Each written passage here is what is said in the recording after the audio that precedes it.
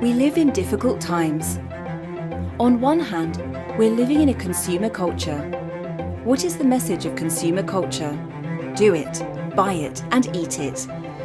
What is the message of today's buyer culture? Make more money if you can work. Find work so you can make money and spend it all. We have no regards for old things because we feel that we constantly need to buy new things. Our children want new things too. Buy everything you see on TV. These ads tell you that you need to buy this to be pretty. You deserve it. Just go ahead and buy it because it will be better, and so on.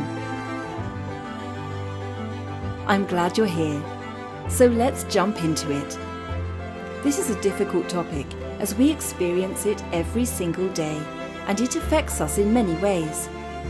Before that, however, please subscribe to the channel if you're interested in weekly psychology-related videos that are about handling your own problems. Don't forget to leave your experience in the comments. Thank you for every like, share, and comment. We are manipulated and we believe everything they tell us. We're defenseless as we feel that in this quickly changing world, there's no way to stop the rush. We're afraid that we'll lose our job, have no income, and can't stay on our own feet. We need to buy groceries, pay checks, etc.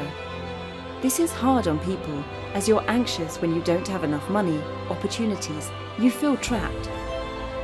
Then you get the wise advice from doctors: stop being so stressed.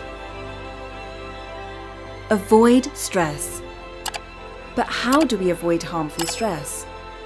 When talking about stress, it's about distress, which is the harmful stress, being nervous, tense, high blood pressure, stomach cramps, and so on. However, there's a new direction in psychology called positive health psychology that tells you to look at stress in a different view. The research shows us surprising results that show stress in a new light, as it tells you to don't think that positive good stress doesn't exist.